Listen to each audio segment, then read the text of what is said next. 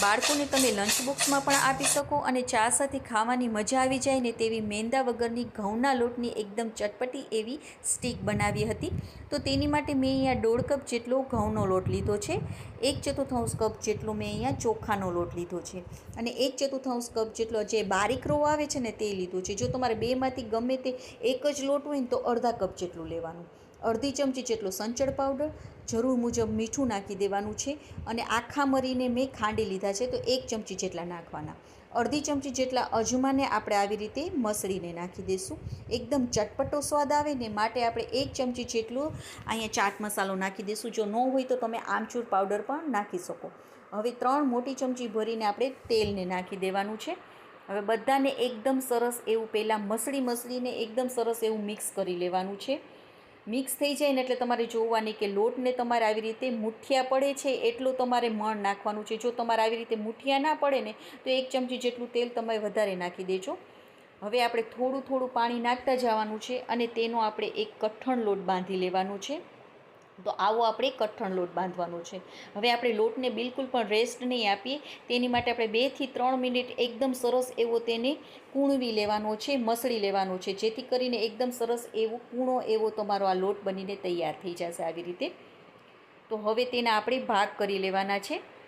તો મેં અહીંયા પાટલીમાં જ હું વણવાની છું માટે મેં અહીંયા તેના 4 ભાગ કરેલા છે. જો તમે કાંઈ પ્લેટફોર્મ ઉપર વણવાના હોય ને તો તમારે મોટા ભાગ પણ 3 ભાગ પણ કરી શકો છો.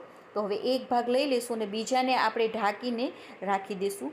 તો હવે તેનો આપણે લૂવો કરી લેવાનો છે અને હવે આપણે તેની રોટલી વણી લેશું. બહુ પતલી રોટલી નહીં વણીએ. જો તમે બહુ પતલી રોટલી વણી લેશો ને તો આ સ્ટીક છે ને ચવડ બની જશે ને ખાવાની બિલકુલ પણ મજા નહીં આવે. તો તેને આપણે થોડી એવી જાડી રોટલી જ રાખવાની છે. તો પાટલી જેવડી સાઇઝની મેં અહીંયા રોટલી વણી લીધી છે અને તમને બતાવી પણ દઉં કે આપણે આટલી પતલી રોટલી વણી લેવાની છે. પતલી નહીં, આટલી થોડી એવી જાડી રોટલી વણી લેવાની છે. આટલી જાડી રોટલી આપણે વણી લેશું. તો હવે બારે જે સ્ટીક મળે ને તેવા જ આપણે નાના નાના કટ કરી લેશું આવી રીતે. એકદમ સરસ લાગે છે, બાળકોને પણ ખૂબ જ પસંદ આવશે અને ચા સાથે ખાવાની તો ખૂબ જ મજા આવે છે. તો તમે પણ એકવાર આવી રીતે જરૂરથી ટ્રાય કરજો. મેંદાની પણ બાળકો ભૂલી જશે એવી ઘઉંના લોટની બને છે.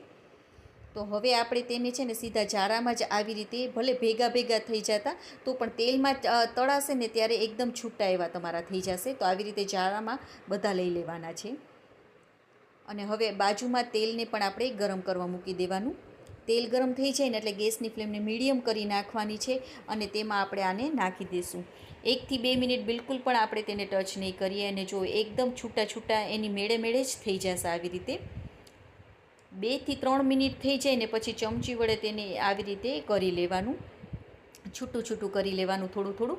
ત્યાં સુધીમાં બીજીને પણ આપણે આવી રીતે કટ કરીને રાખવાના અને હવે આગળ પાછળ કરતા જઈશું અને ગોલ્ડન કલર થાય ને ત્યાં સુધી તેને આપણે તળી લેવાના છે. ગેસની ફ્લેમને આપણે મીડિયમ જ રાખીશું જેથી કરીને એકદમ સરસ એવા ક્રિસ્પી એવા આપણા આ તળાઈ જાય.